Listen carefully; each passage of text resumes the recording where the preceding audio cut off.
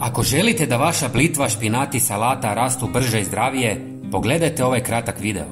Pokazat ću vam jednostavno organsko gnojivo koje će ubrzati njihov rast, a za njega su vam potrebna samo par prirodnih sastojaka.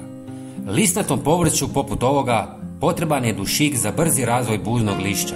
No, ne zaboravite, važno je gnojiti ravnomjerno kako bi biljke dobile i druge ključne minerale poput fosfora i kalija. Ova kombinacija će osigurati uravnoteženu ishranu i potaknuti zdrav rast vaše zelene bašte. Kao prvi sastojak koristit ćemo rižu koju ćemo samljeti kako bismo iz nje izvukli maksimum hranjivih tvari i lakše pomiješali s vodom. Riža sadrži škrob te minerale poput magnezija, fosfora i željeza koji su ključni za jačanje korijena i zdrav razvoj listnatog povrća.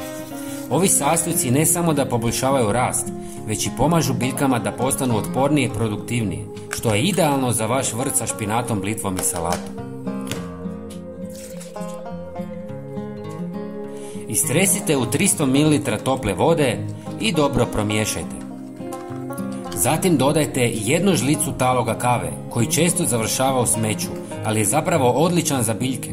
Talog kave sadrži visoku razinu dušika, ključnog minerala za bujan rast listnatog povrća. Osim što doprinosi rastu, talog također poboljšava strukturu tla i djeluje kao prirodni repelent za određene insekte. Zanimljivo je da ga možete besplatno nabaviti u obližnjim kafićima ili restoranima jer ga oni bacaju u smeće. Treći sastojak koji ćemo koristiti je jedna žlica drvenog pepela koji je bogat kalijem i drugim važnim mineralima. Pepeo možete koristiti za prihranu biljaka ili ga posipati po tlu kako biste odbili puževe koji često napadaju salatu. Drveni pepeo je lako dostupan, a možete ga nabaviti besplatno u pizzerijama koja koriste drvene peći.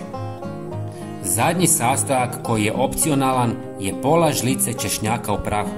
Češnjak se pokazao vrlo učinkovitim u odbijanju puževa i gusjenica koje napadaju vašu salatu i listnato povrće. Možete ga koristiti i samostalno pomiješanog s vodom za dodatnu zaštitu vaših biljaka. Sve procijedite i razrijedite s dodatne 3 litre vode.